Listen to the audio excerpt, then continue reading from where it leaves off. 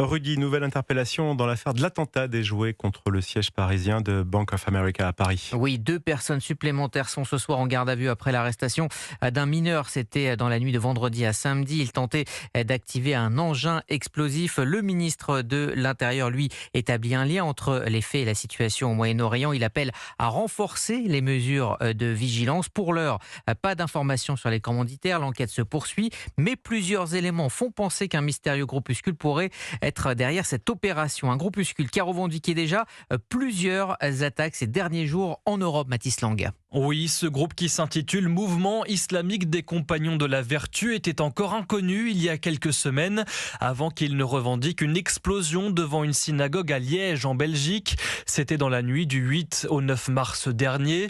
D'autres attaques similaires ont eu lieu à Rotterdam, aux Pays-Bas, mais aussi à Londres, où 4 ambulances appartenant à une association juive ont été incendiées en début de semaine.